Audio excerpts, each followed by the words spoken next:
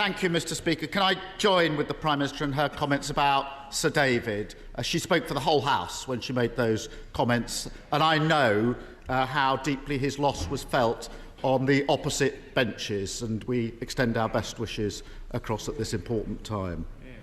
Mr Speaker, I also want to send my heartfelt condolences to the families of all those who tragically lost their lives in Chrysler last week. Donegal is a special place to me and my family and across this House. The people there are in all of our thoughts.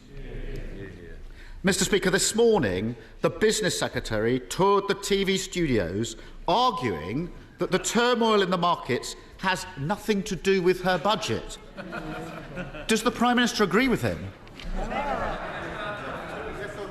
Well, Mr Speaker, what we have done is we have taken decisive action. We have taken decisive action to make sure that people are not facing energy bills of £6,000 for 2 years.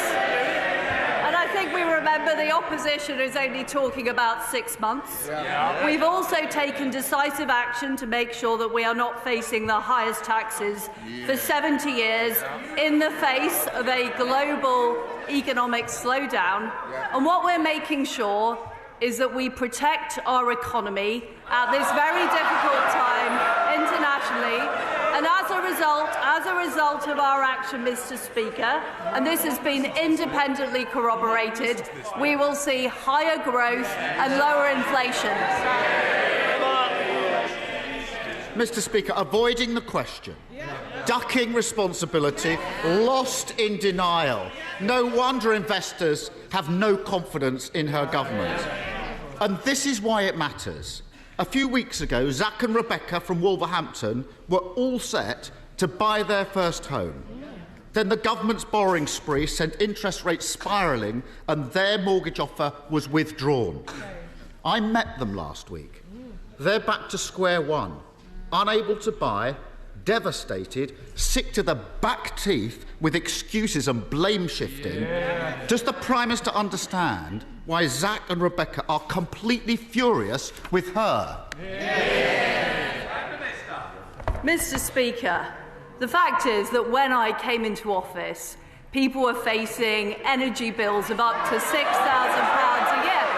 Well, I'm sorry. Mr Speaker, the party opposite are shouting that he is opposing the very package that we brought in, the energy price guarantee. That was the major part of the mini-budget that we announced. And Mr Speaker, he has refused to confirm whether or not he backs our energy price guarantee for 2 years, which protects families not just this winter, but next winter. What we're seeing, Mr Speaker, is we are seeing interest rates rising globally. They are rising globally in the face of Putin's appalling war in Ukraine. And what we are doing is helping people with lower stamp duty, helping people with their energy costs, reducing inflation with our energy package and keeping taxes low. And I noticed that the honourable gentleman had a Damascus conversion last night when he backed our cut to national insurance.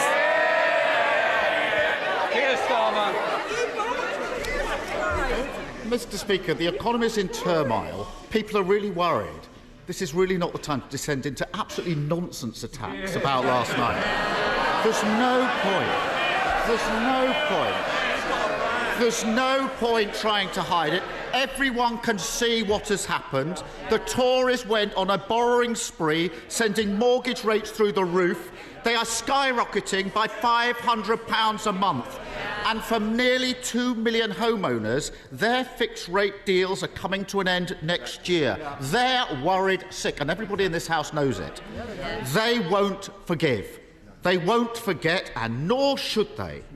When will she stop ducking responsibility, do the right thing, and reverse her kamikaze budget, which is causing so much pain? Mr Speaker, last night the Labour Party supported bringing down national insurance. And is he really? I won't see the Prime Minister. I'm sorry if her own party doesn't, but I certainly do. Prime Minister. Mr. Speaker, I'm genuinely unclear about what Labour's...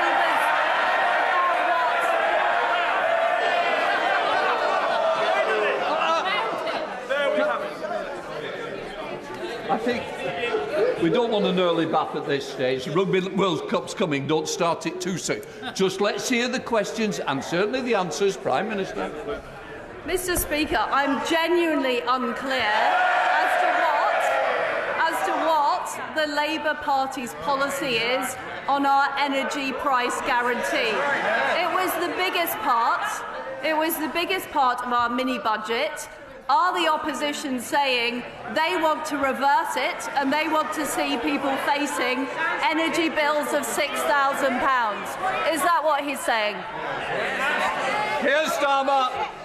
Mr. Speaker, the Prime Minister knows very well that on this side we voted against the national insurance in the first place.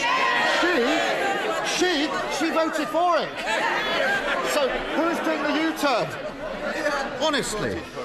Last week, the Prime Minister was forced to U-turn on her unfunded tax cut for the super wealthy. Yeah. This week, she's beginning to realise that she needs to extend the windfall tax, one step behind the CEO of Shell. Yeah. But she's still going ahead with £18 billion of tax cuts for the richest businesses, and they didn't even ask for it. She's still gift-wrapped a stamp duty cut for landlords, just as renters feel the pinch. And she's still holding out tax cuts for those who live off stocks and shares. Why does she expect working people to pick up the bill for her unfunded tax cuts for those at the top? I notice that the Leader of the Opposition is still not saying whether or not he supports our energy price guarantee. This is very relevant, Mr. Speaker, because it is the biggest part. It is the biggest part of our mini-budget. It's the biggest part of the mini-budget. The fact is that all the opposition have said is that people should be supported for 6 months. Does he think that in March pensioners should be facing very high energy bills? Because that's what will happen if he doesn't support our energy price guarantee. Yes, Starmer. Mr. Speaker, not even attempting to answer the questions now. I gently remind her that the idea of freezing energy bills was a Labour idea, which she then took on. During her leadership contest, the Prime Minister said, and I quote her exactly, "I'm very clear. I'm not planning public spending reductions." Is she going to stick to that? Absolutely. Absolutely.